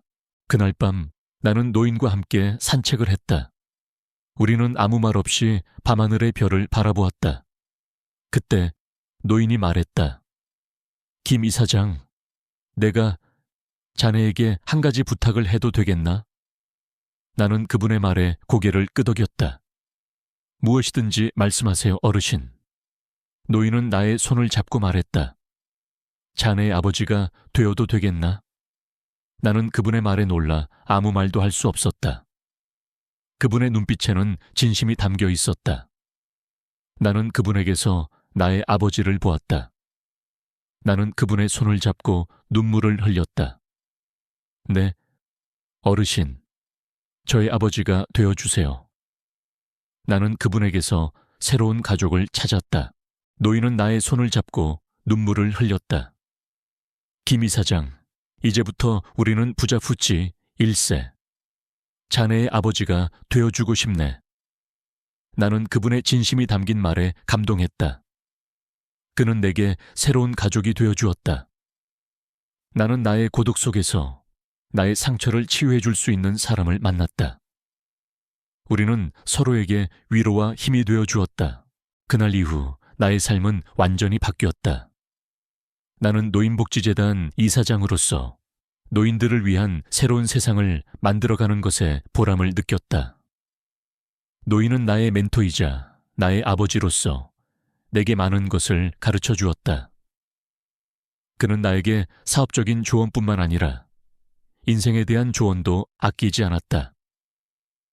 김 이사장, 인생은 강물과 같아.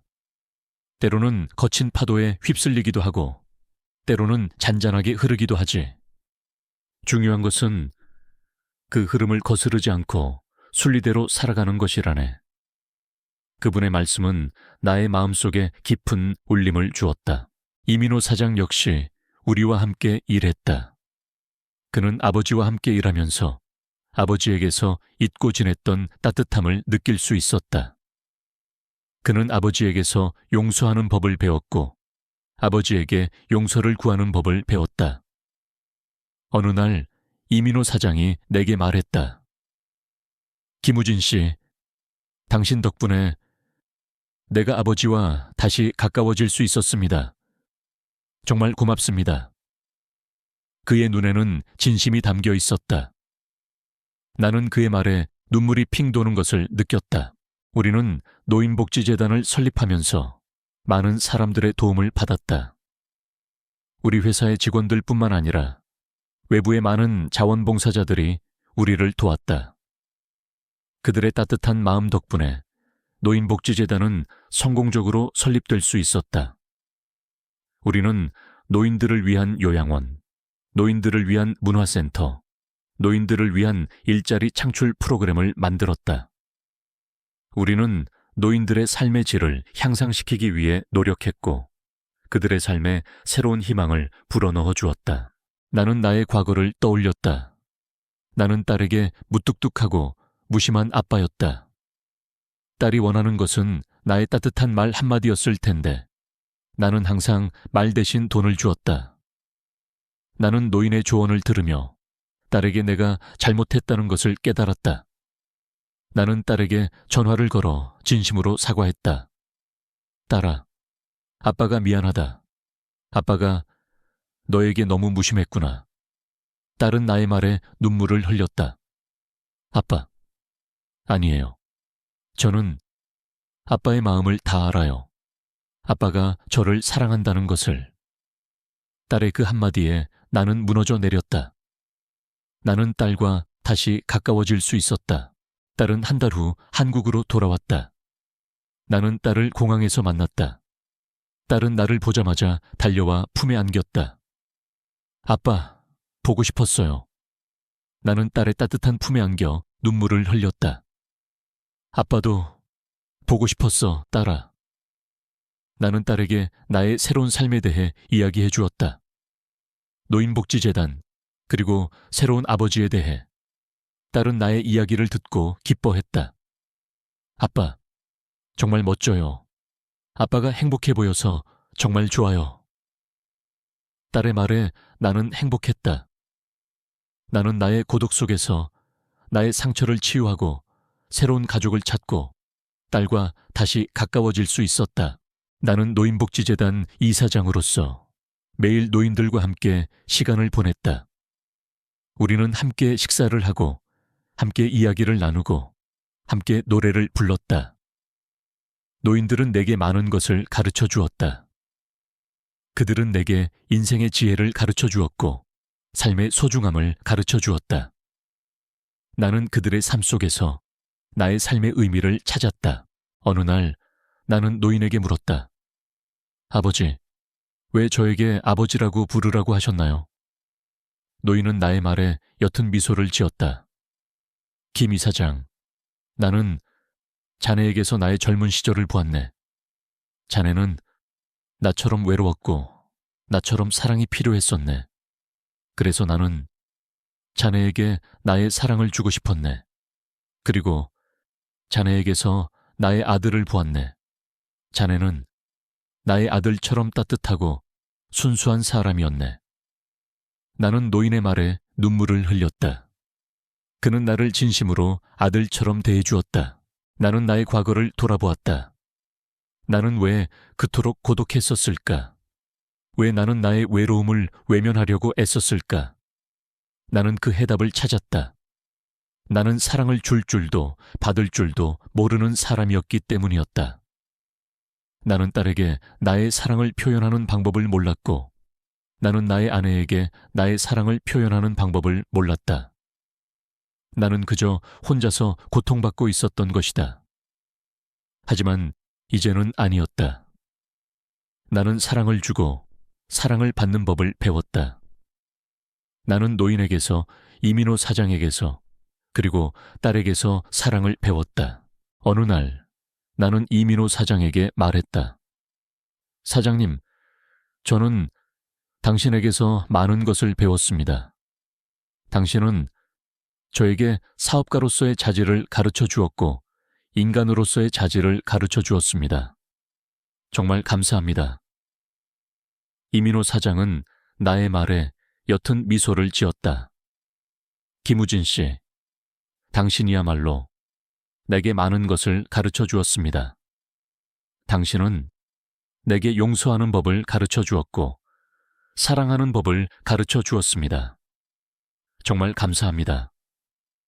우리는 서로에게 고맙다는 말을 전하며 서로를 존중하고 사랑하는 법을 배웠다. 그날 밤 나는 딸과 함께 저녁 식사를 했다. 우리는 함께 요리를 하고 함께 이야기를 나누고 함께 웃었다. 딸은 나에게 말했다.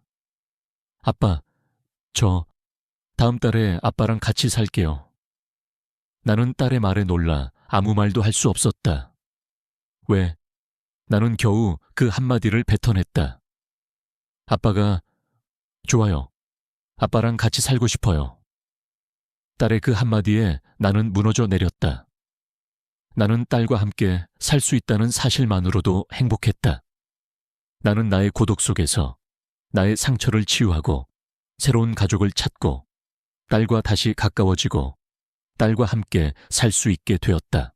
나는 나의 삶이 이제야 비로소 시작되었다고 생각했다. 나의 50대, 나의 인생은 50부터 시작되었다. 나는 더 이상 외롭지 않았다. 나의 마음속에는 새로운 꿈과 희망이 가득 차 있었다. 나는 나의 남은 인생을 사랑하는 사람들을 위해 바치기로 결심했다. 나는 노인복지재단 이사장으로서 매일 아침 출근하는 것이 행복했다. 나는 노인들과 함께 시간을 보내며 그들의 삶에 새로운 희망을 불어넣어 주었다. 나는 그들에게서 많은 것을 배웠다. 그들은 내게 인생의 지혜를 가르쳐 주었고 삶의 소중함을 가르쳐 주었다. 나는 그들의 삶 속에서 나의 삶의 의미를 찾았다. 어느 날 나는 노인에게 물었다. 아버지, 왜 저에게 아버지라고 부르라고 하셨나요? 노인은 나의 말에 옅은 미소를 지었다. 김 이사장, 나는 자네에게서 나의 젊은 시절을 보았네. 자네는 나처럼 외로웠고 나처럼 사랑이 필요했었네. 그래서 나는 자네에게 나의 사랑을 주고 싶었네. 그리고 자네에게서 나의 아들을 보았네. 자네는 나의 아들처럼 따뜻하고 순수한 사람이었네. 나는 노인의 말에 눈물을 흘렸다. 그는 나를 진심으로 아들처럼 대해주었다. 노인과의 관계가 깊어질수록 나는 그의 삶에 대해 더 많은 것을 알게 되었다. 그는 이 회사를 맨손으로 일궈낸 위대한 사업가였지만 동시에 외로움과 고독 속에서 평생을 살아온 한 남자였다. 그는 젊은 시절 오로지 사업 성공만을 위해 앞만 보고 달려왔다고 했다. 그 과정에서 그는 가족에게 소홀했고 아내에게 상처를 주었으며 아들에게는 따뜻한 아버지 역할을 해주지 못했다. 나는 그의 이야기를 들으며 그의 성공 뒤에 숨겨진 깊은 외로움을 느낄 수 있었다. 나는 성공하면 모든 것이 해결될 줄 알았네. 돈을 많이 벌면 가족들이 행복해질 줄 알았지. 하지만 아니었어. 돈은 가족의 사랑을 살 수 없더군. 나는 그 사실을 너무 늦게 깨달았네. 노인의 목소리에는 깊은 후회가 담겨 있었다. 나는 그의 손을 잡고 말했다. 아버지, 늦지 않았습니다. 지금이라도 사장님과 함께 행복한 시간을 보내시면 됩니다. 노인은 나의 말에 옅은 미소를 지었다. 그래, 자네 덕분에 내가 다시 살아가는 즐거움을 찾았네. 우리는 노인복지재단 설립을 위해 함께 일했다. 노인은 내게 사업에 대한 조언을 아끼지 않았고 나는 그분에게서 많은 것을 배웠다. 그는 내게 사업적인 조언뿐만 아니라 인생에 대한 조언도 들려주었다. 김 이사장, 인생은 산을 오르는 것과 같아. 때로는 힘들고 지칠 때도 있지만 정상에 오르면 그 어떤 고통도 잊게 되지. 중요한 것은 포기하지 않고 끝까지 올라가는 것이라네. 그분의 말씀은 나의 마음속에 깊은 울림을 주었다. 이민호 사장 역시 우리와 함께 일했다.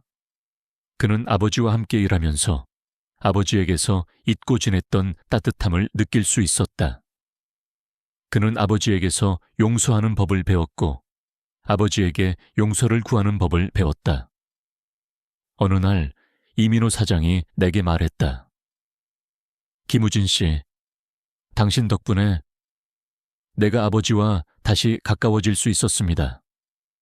정말 고맙습니다. 그의 눈에는 진심이 담겨 있었다. 나는 그의 말에 눈물이 핑 도는 것을 느꼈다. 우리는 노인복지재단을 설립하면서 많은 사람들의 도움을 받았다. 우리 회사의 직원들뿐만 아니라 외부의 많은 자원봉사자들이 우리를 도왔다. 그들의 따뜻한 마음 덕분에 노인복지재단은 성공적으로 설립될 수 있었다. 우리는 노인들을 위한 요양원, 노인들을 위한 문화센터, 노인들을 위한 일자리 창출 프로그램을 만들었다. 우리는 노인들의 삶의 질을 향상시키기 위해 노력했고 그들의 삶에 새로운 희망을 불어넣어 주었다. 나는 나의 과거를 돌아보았다. 나는 왜 그토록 고독했었을까? 왜 나는 나의 외로움을 외면하려고 애썼을까? 나는 그 해답을 찾았다. 나는 사랑을 줄 줄도 받을 줄도 모르는 사람이었기 때문이었다. 나는 딸에게 나의 사랑을 표현하는 방법을 몰랐고 나는 나의 아내에게 나의 사랑을 표현하는 방법을 몰랐다. 나는 그저 혼자서 고통받고 있었던 것이다. 하지만 이제는 아니었다. 나는 사랑을 주고 사랑을 받는 법을 배웠다. 나는 노인에게서, 이민호 사장에게서, 그리고 딸에게서 사랑을 배웠다. 딸은 한 달 후 한국으로 돌아왔다. 나는 딸을 공항에서 만났다. 딸은 나를 보자마자 달려와 품에 안겼다. 아빠, 보고 싶었어요. 나는 딸의 따뜻한 품에 안겨 눈물을 흘렸다. 아빠도 보고 싶었어, 딸아. 나는 딸에게 나의 새로운 삶에 대해 이야기해 주었다. 노인복지재단, 그리고 새로운 아버지에 대해. 딸은 나의 이야기를 듣고 기뻐했다. 아빠, 정말 멋져요. 아빠가 행복해 보여서 정말 좋아요. 딸의 말에 나는 행복했다. 나는 나의 고독 속에서 나의 상처를 치유하고 새로운 가족을 찾고 딸과 다시 가까워질 수 있었다. 나는 노인복지재단 이사장으로서 매일 아침 출근하는 것이 행복했다. 나는 노인들과 함께 시간을 보내며 그들의 삶에 새로운 희망을 불어넣어 주었다. 나는 그들에게서 많은 것을 배웠다. 그들은 내게 인생의 지혜를 가르쳐 주었고 삶의 소중함을 가르쳐 주었다. 나는 그들의 삶 속에서 나의 삶의 의미를 찾았다. 어느 날 나는 노인에게 물었다. 아버지, 왜 저에게 아버지라고 부르라고 하셨나요? 노인은 나의 말에 옅은 미소를 지었다. 김 이사장, 나는 자네에게서 나의 젊은 시절을 보았네. 자네는 나처럼 외로웠고 나처럼 사랑이 필요했었네. 그래서 나는 자네에게 나의 사랑을 주고 싶었네. 그리고 자네에게서 나의 아들을 보았네. 자네는 나의 아들처럼 따뜻하고 순수한 사람이었네. 나는 노인의 말에 눈물을 흘렸다. 그는 나를 진심으로 아들처럼 대해주었다. 그날 이후 우리는 진정한 가족이 되었다. 나는 노인과 이민호 사장, 그리고 나의 딸과 함께 행복한 시간을 보냈다. 우리는 함께 식사를 하고, 함께 여행을 가고, 함께 웃었다. 나는 더 이상 외롭지 않았다. 나의 마음속에는 사랑과 행복이 가득 차 있었다. 나의 삶은 이제야 비로소 시작되었다고 생각했다. 나의 50대, 나의 인생은 50부터 시작되었다. 하지만 우리의 행복은 오래가지 않았다. 어느 날 노인이 갑자기 쓰러졌다. 심장마비였다. 우리는 노인을 병원으로 옮겼지만 그는 결국 의식을 되찾지 못했다. 노인은 영원히 잠들었다. 나는 노인의 병실 앞에서 이민호 사장과 함께 눈물을 흘렸다. 아버지, 아버지. 이민호 사장은 아버지의 이름을 부르며 오열했다. 나는 그의 어깨를 감싸 안았다. 그는 나의 어깨에 기대어 한참을 울었다. 노인의 장례식은 회사장으로 치러졌다. 노인을 존경했던 수많은 사람들이 그의 마지막 가는 길을 배웅했다. 나는 그의 영정사진 앞에서 멍하니 서 있었다. 그의 영정사진 속에는 그가 살아있을 때 늘 지었던 옅은 미소가 담겨 있었다. 나는 그의 미소를 보며 눈물을 흘렸다.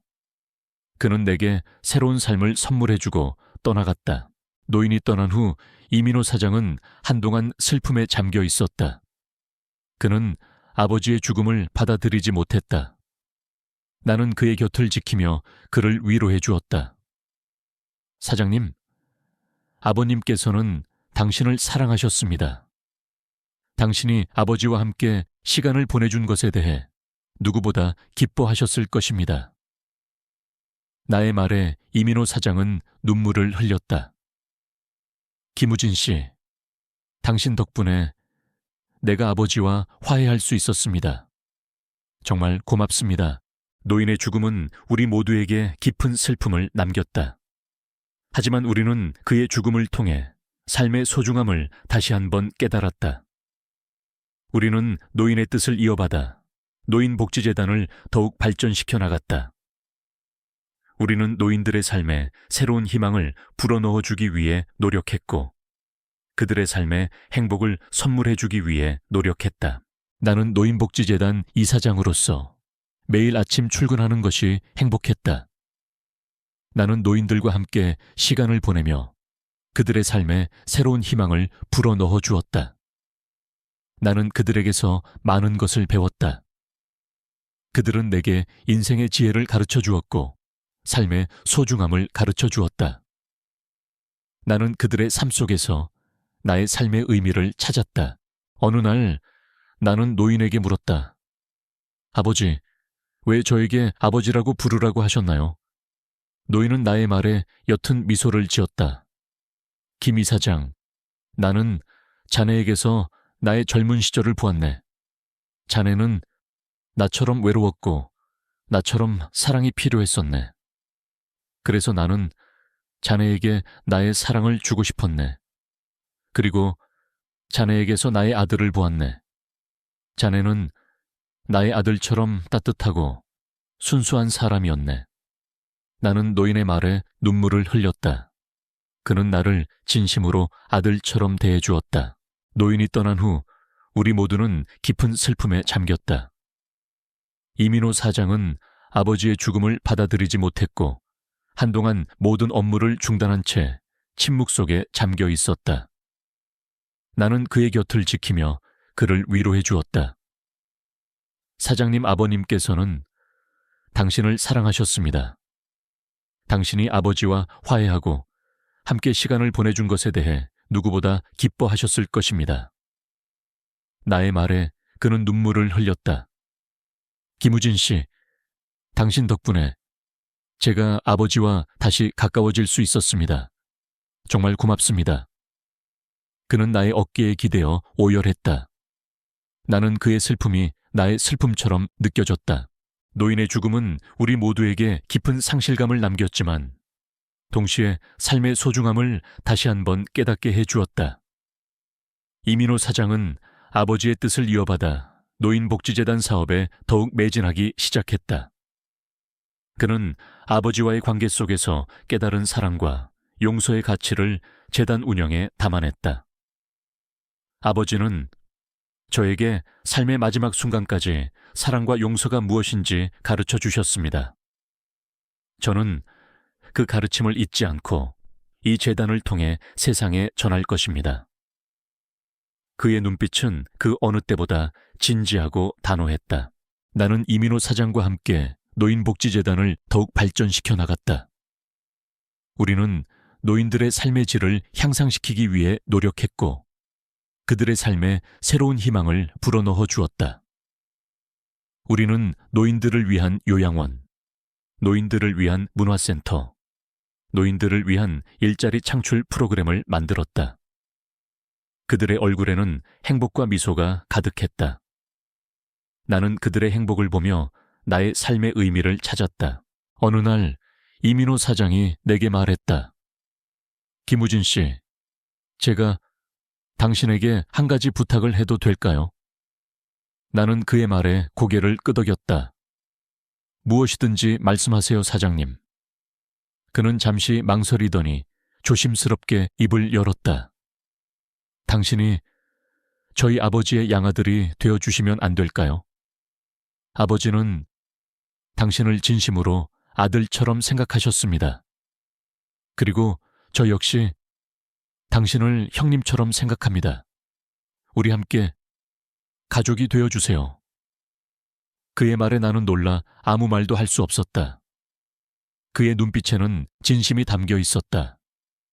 나는 그에게서 새로운 가족을 찾을 수 있다는 사실에 감동했다. 나는 이민호 사장의 제안을 받아들였다. 우리는 법적으로 가족이 되었다. 나는 이민호 사장의 형님이자 노인의 양아들이 되었다. 우리의 관계는 이제 단순한 동료나 상사와 부하 직원의 관계를 넘어 진정한 가족의 관계가 되었다. 나는 이민호 사장과 함께 노인복지재단 사업을 이끌어갔고 우리의 재단은 사회적으로 큰 성공을 거두었다. 우리는 노인들의 삶에 새로운 희망을 불어넣어 주었고 세상에 사랑과 용서의 가치를 전했다. 나는 나의 과거를 돌아보았다. 나는 왜 그토록 고독했었을까? 왜 나는 나의 외로움을 외면하려고 애썼을까? 나는 그 해답을 찾았다. 나는 사랑을 줄 줄도 받을 줄도 모르는 사람이었기 때문이었다. 나는 딸에게 나의 사랑을 표현하는 방법을 몰랐고 나는 나의 아내에게 나의 사랑을 표현하는 방법을 몰랐다. 나는 그저 혼자서 고통받고 있었던 것이다. 하지만 이제는 아니었다. 나는 사랑을 주고 사랑을 받는 법을 배웠다. 나는 노인에게서, 이민호 사장에게서, 그리고 나의 딸에게서 사랑을 배웠다.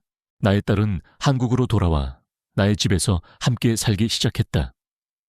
우리는 함께 요리를 하고 함께 이야기를 나누고 함께 웃었다.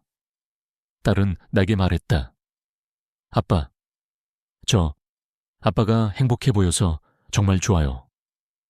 나는 딸의 그 한마디에 행복했다.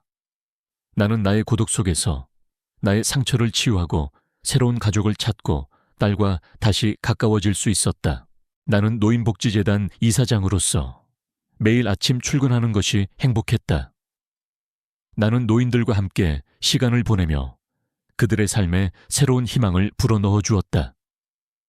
나는 그들에게서 많은 것을 배웠다.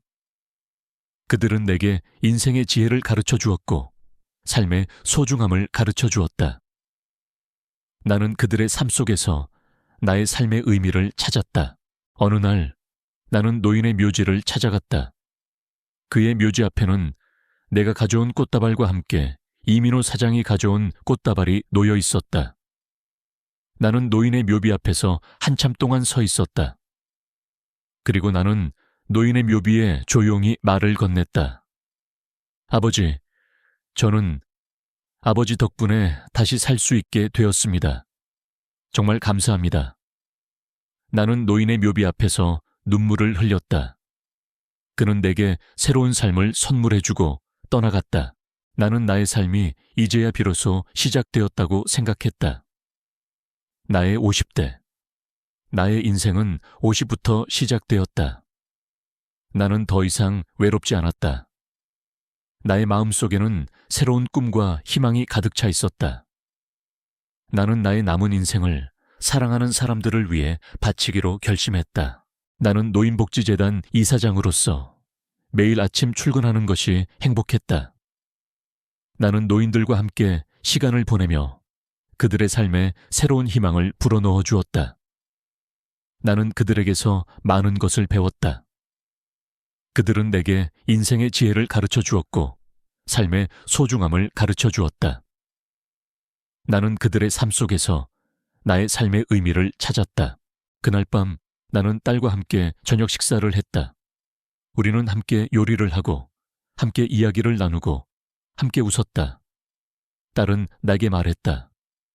아빠, 아빠가 행복해 보여서 정말 좋아요. 나는 딸의 그 한마디에 행복했다. 나는 나의 고독 속에서 나의 상처를 치유하고 새로운 가족을 찾고 딸과 다시 가까워지고 딸과 함께 살 수 있게 되었다. 나는 나의 삶이 이제야 비로소 시작되었다고 생각했다. 나의 50대. 나의 인생은 50부터 시작되었다. 나는 더 이상 외롭지 않았다. 나의 마음속에는 새로운 꿈과 희망이 가득 차 있었다. 나는 나의 남은 인생을 사랑하는 사람들을 위해 바치기로 결심했다. 나는 노인복지재단 이사장으로서 매일 아침 출근하는 것이 행복했다. 나는 노인들과 함께 시간을 보내며 그들의 삶에 새로운 희망을 불어넣어 주었다. 나는 그들에게서 많은 것을 배웠다. 그들은 내게 인생의 지혜를 가르쳐 주었고 삶의 소중함을 가르쳐 주었다. 나는 그들의 삶 속에서 나의 삶의 의미를 찾았다. 노인이 떠난 후 우리에게 남겨진 것은 슬픔만이 아니었다. 그의 삶의 흔적과 그가 우리에게 남기고 간 따뜻한 가르침들이었다. 이민호 사장은 아버지와의 화해를 통해 깨달은 사랑과 용서의 가치를 노인복지재단 운영에 고스란히 담아냈다. 우리는 노인의 이름을 딴 이성현 재단을 설립하고 그의 뜻을 기리기 위해 노력했다. 나는 이성현 재단의 이사장으로서 그리고 이민호 사장의 가족으로서 새로운 삶을 시작했다. 나는 더 이상 외롭지 않았다. 나의 곁에는 새로운 가족이 있었다. 나의 딸, 그리고 나의 형제가 된 이민호 사장이 있었다. 우리는 서로를 존중하고 사랑하며 진정한 가족의 의미를 깨달았다. 우리는 함께 식사를 하고 함께 여행을 가고 함께 웃었다.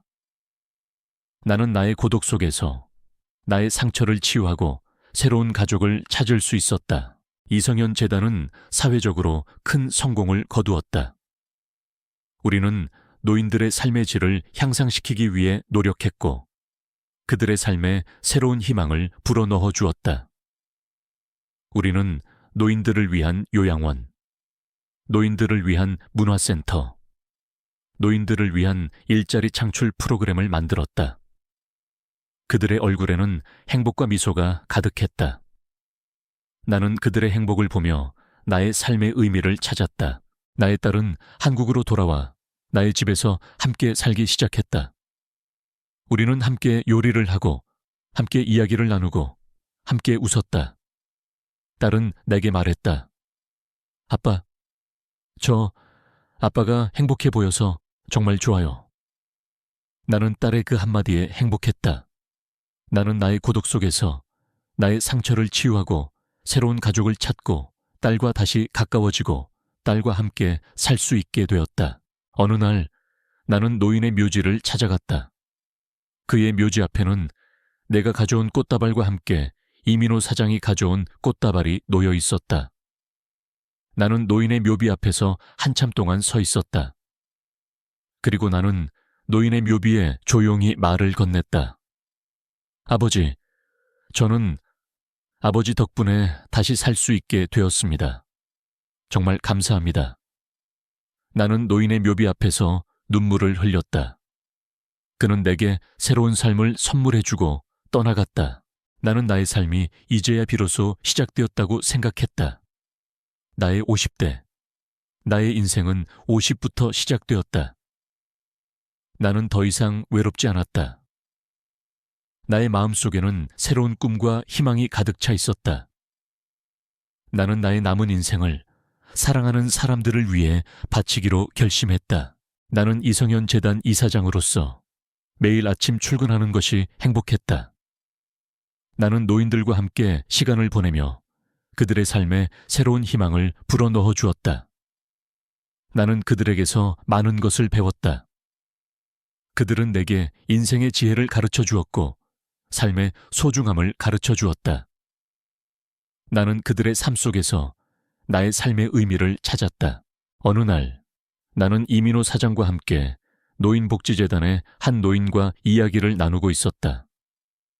그 노인은 젊은 시절 자식들에게 소홀했던 과거를 후회하며 눈물을 흘렸다. 나는 그 노인의 이야기를 들으며 노인에게 말했다. 어르신, 늦지 않았습니다. 지금이라도 자식들에게 진심을 전하세요. 자식들은 어르신을 사랑합니다.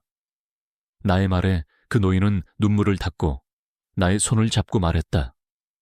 고맙네.